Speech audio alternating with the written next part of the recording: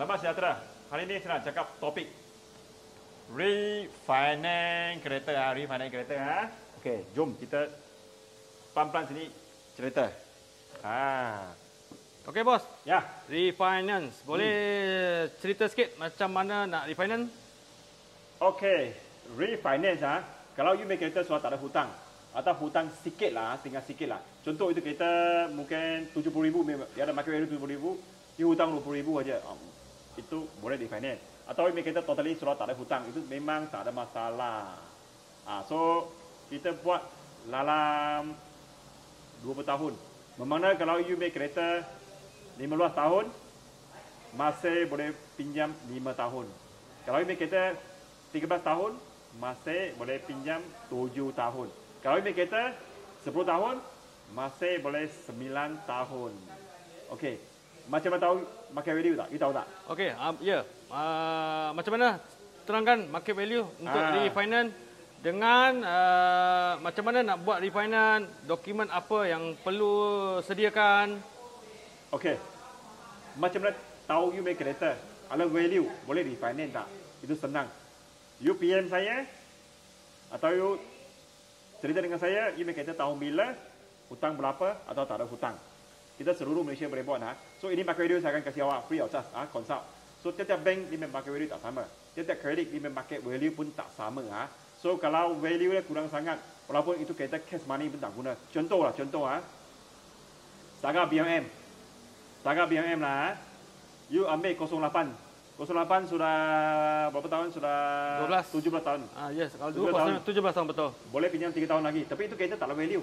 Itu kereta value below 10,000 atau 7-8,000 aja. You nak refinance pun tak guna.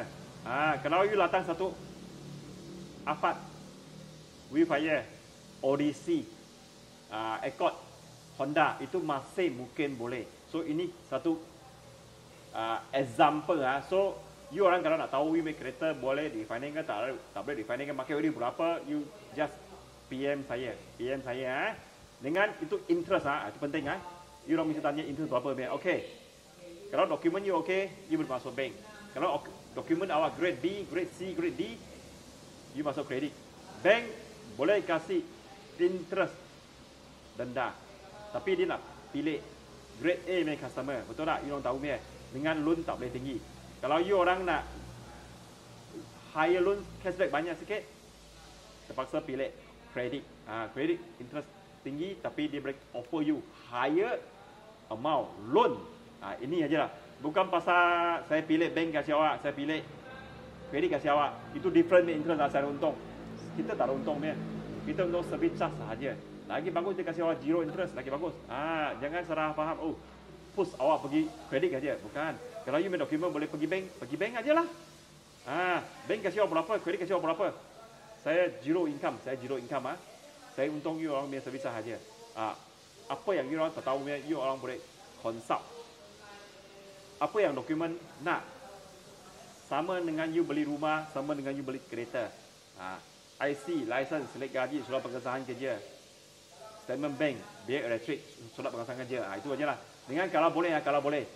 Kalau you kasih saya campur lah, sitos report lah. Ini sitos report lah. Kalau you tak tahu kita boleh tolong awak check. Kita boleh tolong awak check. Kita agent dia. So kita boleh tolong awak check. Ini RM27 9%. Dengan kasih saya 4 bulan pay slip, campur sitos report. Dengan 4 bulan pay slip dalam 30 minit saya beritahu you make kelayakan dengan loan limit. Kalau you make kereta ada value, you lama tak ada masalah. Tak ada license pun tak apa. Yang penting gaji mesti nak masuk bank. Nama mesti nak besar. Kalau you nak refinance, seluruh Malaysia kita boleh buat. Walaupun atas nama sama. NCB you boleh ambil balik. NCB boleh ambil balik. Dengan nama sama sendiri. So you boleh pakai balik sendiri. You kereta bukan garai dekat kedai saya. Grant saya kasih awak. Kereta saya kasih awak. Kalau you buat dekat Along ke, atau pajak dekat kedai ke, dia pegang kereta awak. Saya tak ada. Ambil balik pakai. Grant kita tak pegang. Semua pun tak ada. Hanya serupa you beli balik sendiri kereta saja. Apa-apa you boleh PM kita. Yang tak faham kita free consult kasih awak. Jessitan, Indonesia Auto. Saya bahas ini nombor telefon Tengok sini. Apa Pak mengenai refinance? Kontak saya ya.